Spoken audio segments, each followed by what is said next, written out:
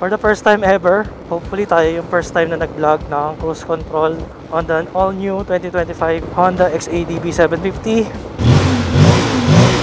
Tuwing nakakita tayo ng bago, hindi agad tayo nakakapag-adapt eh. Minsan habang tumatagal dun gumaganda yung bike. Lakas ng hangin, no?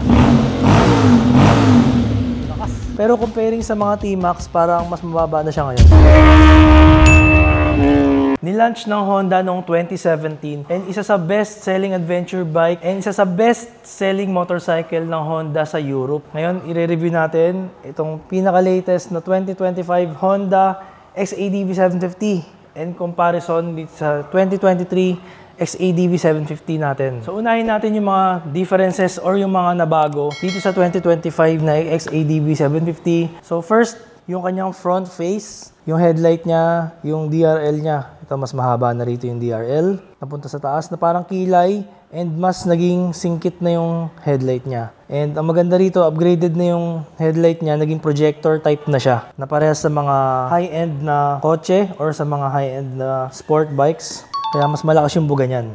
So tested natin, mas malakas yung ilaw. Ito naman yung 2023. Nakita natin, nasa gitna yung DRL niya. And reflector type LED headlights pa yung gamit niya. Pag bright naman, nandito yung LED na sa gitna. So, apat na bulb. And then makikita natin yung signal light niya, built-in na. Wala na siyang nakalabit na signal light dito sa taas. Kaya mas sleek yung itsura niya. Try natin yung signal light. Hazard. And then nagkaroon siya ng parang design dito. So dati black yun nandito, ngayon yung gitna niya, pinaka-big niya, white na rin. And then nawala niya yung shape niya rito, naging diretso na dyan. So that's it, yun naman na bago sa front face. So 2023, unpainted pa yung harapan niya. And then sa side, meron siyang pa-curve dito na parang sa mga ADV 160. And by the way, itong 2023 is the second facelift ng XADV kasi yung first version is nilabas noong 2017 and the first facelift is nilabas noong 2021. Yung swing arm ng 2025 ngayon is unpainted na para makita yung kanyang aluminum material. Unlike sa 2024 and below, naka-powder coat pa siya na black. Yung windscreen mechanism niya ay mas madali nang i-operate. So, pwede siyang one-hand function. Try natin kung totoong one-hand. So, after unlocking the latch, ipitin mo lang ganyan. So, pwede talaga, one-hand function. And meron siyang 5 levels of adjustment. Ito yung first level, second, third, fourth, and the highest, yung 5th level. Well, dito naman sa XADV na 2024 and below, try natin kung kaya ng one hand. So, hindi kaya kasi kailangan mo hilahin to. And pag hinila mo siya, kailangan mo itaas to. So, kailangan 2 hand. So, try natin. Paghatak dito, tataas mo. So, 3 levels of adjustment lang siya. So, try natin. Ito yung first level, yung lowest niya. Yung second, dito. And yung third, which is the highest setting niya. Yun. So, medyo komplikado. Kailangan dalawang kamay. So, kailangan hihinto ka para ma-adjust mo siya at bababa ka. Unlike dun sa latest ngayon na XADV 750, 2025, one hand lang. Kahit nakasakay ka, basta abot mo, ma-adjust mo siya. New for 2025 is the TFT display. So, comparable na siya sa mga bagong labas ngayon ng Honda ngayon 2025. Kagaya ng mga CBE clutch, ng mga NX500. Yung layout nila halos pare-parehas. And pati yung menu nila nanggagaling sa side. And then yung riding modes niya, makikita natin, icons na lang. Hindi na siya yung kagaya dati na may nakasulat talaga na standard and sport. So, yun yung riding mode kapag standard. And then, another differences nila is the button layout. So, nagbago na yung button layout niya from left side and dun sa right side na switches na bago na rin. So, syempre, unahin natin yung riding modes dito. Andito na yung riding mode niya. So, para mabago yan, push up natin ganyan. So, pagka push up natin, makikita natin, ito na yung sport mode. So, makikita natin, nagkaroon na siya ng parang illustration na parang may dashes. So, sabihin nun, bumilis na siya. And ito naman yung rain mode, nagkaroon ng ulap na may ulan. So, literal na rain talaga. And the gravel mode, so nakita natin, oh, nagkaroon siya ng parang gravel talaga sa sahig. And then, meron siyang user mode, 1 and 2. So, pwede mo i-save yung settings. And then, puro up lang ang function nito, puro pa up. And then, after ng user 1 and 2, babalik tayo sa standard mode. So, nabago din yung directional pad or directional button niya na parang sa video game. So, makikita natin. So, ito yung pang-control sa menu. So, meron siyang maliit na sub-menu rito na hindi maapektuhan yung panel natin kapag namimili tayo ng mga display na gusto natin makita. So, So magandang function yan ni Honda. Kusa siyang bumabalik or pwede nating i-manual. Ang ganda ng animation. And then sa right switch naman, andito pa rin yung neutral, drive and manual, and auto. Pero left and right na lang siya. Yung dati kasi, medyo malilito ka kasi up, down, left, right yung button niya. Ito, puro left na lang kung gusto natin magpunta sa manual or drive dito. Gusto natin mag-neutral sa right. Tapos nandito na yung hazard. And then syempre, ang pinaka magandang addition nila dito is the cruise control. Pag pinress natin yan, lalabas dito yung cruise control. And then merong speed indicator kung saan tayo nag-set ng speed. And ang nakakalito lang sa kanya is nasa left side naman yung reset and set button. Pero mas masanay ka, mas maganda kasi mas madali mag-operate sa left kaysa nasa right. Ito naman yung 2024 and below. Ito yung sinasabi kong riding mode, nasa taas. And malaki, nakalagay standard. So, pag babaguhin natin yung mode, ito, malalaki yung buttons niya. Kita nyo, talagang traditional na up, down, left, right. Tapos, ito yung mode niya. Pag kinlik natin, talagang malalaki din nakalagay. Rain, gravel, user, sport. So, isa lang user mode niya. Nadagdagan na rin isang user, yung 2025. Tapos, yung hazard niya, nandito sa left. And makikita nyo yung drive mode niya, nasa drive is down, neutral up. Tapos, nasa left naman yung automatic and manual mode. Yung seat naman ni 2025, nagkaroon na siya ng gray accent dito. Ito same lang naman tong parang backrest. Pero this time dito sa part na to, comparable na siya sa mga design ng mga sport bike or sa mga naked sport. Mas manipis na siya dito, mas slim design.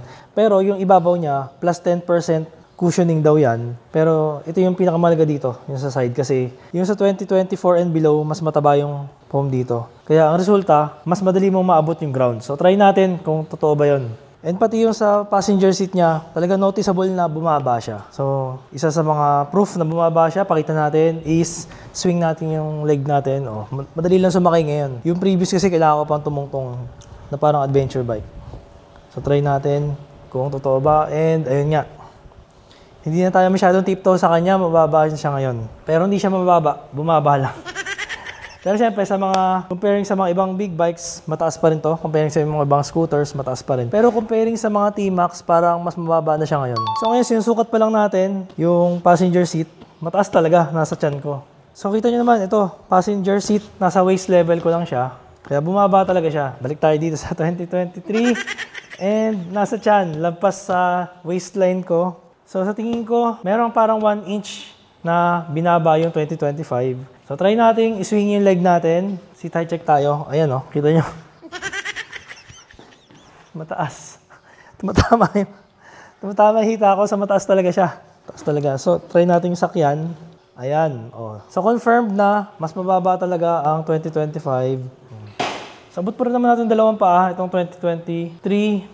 Pero, mas abot natin yung 2025. Mas bumaba siya.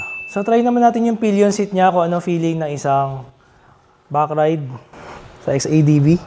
So noticeably, hindi siya masyadong mataas talaga dito sa 2025. And malapad yung seat niya. Maganda rin talaga yung foam. So very comfortable. And may space pa ako dito sa likod. Oh.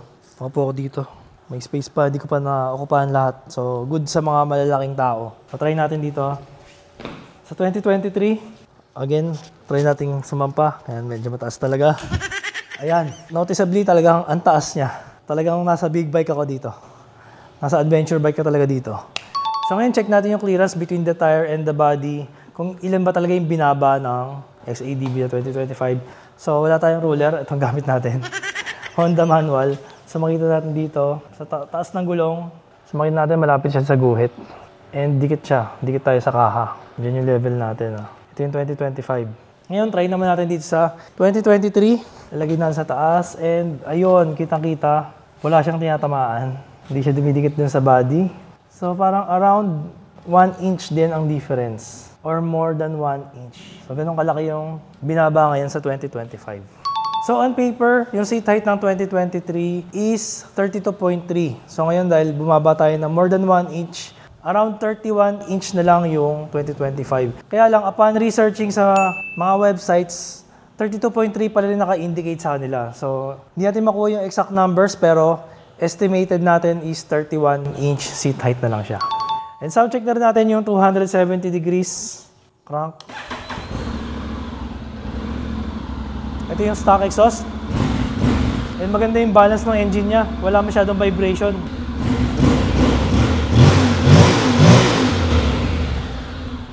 So ngayon naman, since parehas naman sila ng engine, i-soundcheck naman natin yung naka-aftermarket exhaust. Yung gamit natin dito sa 2023 is the Yoshi. So nung nagpalit ng aftermarket exhaust, noticeably, nabawasan lalo yung vibration kasi mas nakahinga yung engine niya. Lakas ng hangin, no? Lakas. Solid. And lastly, the DCT. Sabi nila, Generation 2 DCT na raw to. Improved DCT mostly on low speed. So sa low speed niya, hindi na masyadong ramdam yung gear changes. Unlike before, medyo clunky. Or nararamdaman natin na yung pag gear change niya, minsan nag-aalanganin siya. Minsan maaga siya nag-shift ng gear. Kasi dati raw may clutch fluid yung sensor. So ngayon, yung algorithm niya, nasa ECU na, nakakonect yung DCT. Kaya mas precise na ngayon ang kanyang operation ng gear changes. When it comes naman sa handguard, dito sa panel niya, sa inner fairings niya, sa side, taillight, sa wheels, sa exhaust, sa engine, lahat naman same na sa 2024 and below. And syempre, ang maganda sa kanya, the 745 parallel twin engine na may 58 horsepower and 270 degrees crank configuration. So yung exhaust note niya, kagaya sa mga 450MT, sa mga Transalp 750. So pag nilagyan mo ng exhaust yan, parang comparable sa V-twin. Ang ganda ng tunog. And syempre, abangan nyo, papalitan natin to ng exhaust. So ngayon, try na natin mag-manual. Ito pa rin yung plus-minus niya. Try natin mag-downshift, second, third, fourth, fifth. Ganda. Ganda pag naka-manual mode. Mas kontrolado mo talaga yung shifting niya. So nagkamali ako dati, sabi ko mahirap yung handling, napakadali lang ng handling niya. Yun nga lang, mas mahaba kasi yung wheelbase niya sa ordinary na motorcycle. So medyo mag-a-adjust ka lang ng konti. Pero basta alam mo naman mahaba yung wheelbase niya, adjust mo lang yung entry mo sa mga corners, goods na. Siguro ang downside lang niya, kakaiba lang yung entry mo sa mga corners. So hindi siya kasing nimble na mga, syempre shorter wheelbase, mahaba yung wheelbase niya. Dahil mahaba yung wheelbase, mas mahirap din mag-filter basta sa traffic. Yun lang naman, pero pag nasanay ka, all goods. Ayan, so pag naka-manual mode ka sa plus-minus, kailangan alerto ka sa RPM. Kasi mamaya, nakasagad ka na pala, di mo papansin. Kasi sobrang smooth ng makina. Well, balance yung makina nito. And by the way, under square engine. So meaning ng under square engine, mas malaki yung stroke or mas mahaba yung stroke kaysa sa laki ng bore. So naka siya 80mm stroke and 77mm bore. Almost square. So meaning ng mas mataas yung stroke, mas maaga mo ma-achieve yung torque niya at lower RPMs. Pag mas mataas naman yung bore kaysa sa stroke, mas high RPM naman siya. So very good siya for touring and for city riding kasi mas maganda nga yung arangkada niya. So ngayon, fourth gear tayo. Kulang tayo sa rev pero gagawa niya ng paraan. Yan. Cruising at fourth gear. And then, for example, kung ayaw mo na sa kanyang mag-manual, tinamad ka na, bigla mo siyang lagay sa matic. One push button lang, balik ka na sa matic. And then, for example, gusto mo nang bumakbak, balik mo ulit sa manual. Tapos, naka fourth gear ka, downshift mo, third gear. Ano lang. Balik tayo ulit sa matic dahil traffic na. Sobrang dali ng buhay kapag naka-automatic. Kaya kung sawa ka na sa mga racing, gusto mo na lang ng tamang chill ride, pang service, pero pwede ka pa rin bumakbak dito. Take note, hindi naman porket naka-XADV ka or naka-DCT ka, chill ride na lang. Sa laki ng makina nito, hataw-hataw ka pa rin pag kailangan. So confirm talaga, nakagaya pa rin siya ng previous na XADV. Tuwing pinapatay mo, kahit naka-sport mode ka, lagi siya naka-default sa standard mode. So siguro may kinalaman nyo sa safety feature na laging pinupush ni Honda na mag-standard ka lang, huwag ka na mag-sport to save fuel. Siyempre, pag naka-standard mode ka, yung fuel niya mas less aggressive. And pag naka-sport mode ka, siyempre, more fuel. Kumbaga, yun yung kanyang fuel mapping. Mas marami ang bigay ng gas, siyempre, para more power. And so, after one whole day of riding this XADV 750, masasabi ko talaga na wala akong complaint sa kanya. Mas lalo ko siya naiintindihan kasi dati nung una ko na-drive to, na-confuse ako dun sa kanyang handling, kung paano ba yung tama. Pero nung nakuha ko na yung tamang handling, nung na-recall ko na yun talagang proper riding technique, same din naman siya sa ibang mga motorcycles. Kailangan lang talaga relax ka lang sa handlebar, Huwag ka lang masyadong mahigpit ang grip. Ayan ito. Siyempre power. Pag kailangan mong pumiga, nandiyan yung power niya pang overtake. Tapos mamaya susubukan natin yung cruise control. Siyempre, hindi tayo pwedeng matapos sa pag-testing na hindi tayo gumagamit ng cruise control. For the first time ever na masusubukan natin ng cruise control sa isang XADV kasi ngayon pa lang nagkaroon ng cruise control. So ito na. Let's activate the cruise control. Walang bakbakan dito kasi under brake-in pa tayo. 57 kilometers pa lang tayo. So to activate the cruise control, sa right hand side, press natin tong button sa tabi ng hazard. Pag lumabas na yung cruise control icon dyan, siguro try natin 60. Press down para sa set. Hindi siya na-set. Isa pa. Okay, so kanina, hirap na hirap tayong paganahin yung cruise control. Kasi kapag naka-manual mode ka pala, hindi gagana yung cruise control. So kailangan, para mapagana mo yung cruise control, kailangan automatic mode. And so, subukan natin ulit. Automatic mode siya. Ayan, naka-manual tayo pero kusa na rin siya nagda-downshift kahit nakalagay ka sa manual. So meron na rin siyang shift assist. Not necessarily na naka-manual ka, manual na talaga siya, full manual. Semi-auto pa rin siya. So ngayon lalagay na natin sa automatic para magamit natin yung cruise control. Tatry natin anong minimum speed para gumana yung cruise control. So pindutin natin ulit sa right hand side ng switch gear. Press natin yung set. Try natin sa 50. Okay, gumana sa 50. So naka-lock in tayo sa 52, 53. Ngayon naman, try natin sa 40 kung gagana. Yun, hindi siya gumagana sa 30 plus. Try natin 40. Ayaw din. So minimum speed is 50 confirm. 50. Yan. At 50 minimum, pwede ka nang mag-cruise control. So yung ganda na naka-cruise control. Yan, kita nyo naman, di ako nagto-throttle. For the first time ever, ewan ko kung may nakapag-vlog pa na iba, pero hopefully tayo yung first time na nag-vlog ng cruise control on the all-new 2025 Honda XADV 750. Ayan. Bilisan natin konti. Try natin yung mga 70 plus. Ayan. So 70 plus, pwede ka nang bumitaw. Ayan. Hindi siya advisable, di ba? Pero syempre, gusto lang natin i-flex na naka-cruise control tayo. Kaya hindi tayo mahawak sa handlebar. Pero huwag nyo gagawin yun. At delikado. Try natin sa lubak. Ito malubak na. Try natin itong malubak na part. Kamusta siya sa lubak? Ang ganda. Talagang dito siya ginawa para sa lubak. So the question is, worth it bang mag-upgrade ng 2025 kung meron ka ng 2024 and below? Kung para sa akin, kung meron kang budget para doon sa additional. Kasi actually 10K lang naman ang na-add sa SRP. So para sa akin, worth it kung may budget ka kasi yung cruise control and sa lahat ng mga nabago, lalo yung Generation 2 na DCT or dual clutch transmission, sobrang sulit nito. Talagang mag-e-enjoy ka sa kanya. On the other note, yung 24 and below naman, bumaba na yung resale value ngayon. So kung nasa tight budget ka, kung sakto lang, or kung mas magiging practical ka, pwede ka na rin mag 24 and below. Kasi yung masasave mo versus buying a brand new, makakabili ka pa ng isang Giorno 125. So dalawang motor versus one, syempre no-brainer. Worth it pa rin naman mag 2024 and below. So depende na lang talaga kung saan mo siya gagamitin. Sa styling naman, mixed emotions or mixed comments yung mga tao. Based sa mga nagko-comment sa akin, meron nagagandahan pa rin sa 24 and below. Meron naman mas nagaganda sa 25. Pero syempre, ganun talaga tuwing nakakita tayo ng bago, hindi agad tayo nakakapag-adapt eh. Minsan habang tumatagal dun gumaganda yung bike. So from 839 ngayon, 849, 10K lang. Talagang worth it to para sa akin. Dati nga, kung naalala niyo yung vlog ko dati, yung ride ko sa XADV, sinabi ko, ito na lang yung kulang kay XADV para maging perfect na. So, pinakinggan tayo ni Honda. Nilabas niya na yung kulang, which is the cruise control. And yung reklamo ko din sa DCT dati, ngayon, mas na-refined na, mas precise na siya. So, wala na akong mahanap na negative sa kanya. Kaya para sa akin, talagang itong 25 na XADV 750 is a perfect bike for long ride, lalo sa lugar natin. Dahil sa Pilipinas, sobrang daming lubak. So, dual sports scooter na perfect din pang back ride and long ride.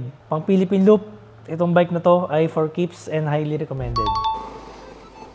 Tayo. Oh, haba ng pila. Yan, okay lang naman. Pila lang tayo dito. Excited na ako makita yung kalalabasan at marinig. 2025 na naka-Acra exhaust. So, ito na mga katingin. Ito ang pinakaunang 2025 XADV. Nakabitan ng Acura, original Acura. So pinatanggal natin yung silencer dito yan sa red exhaust.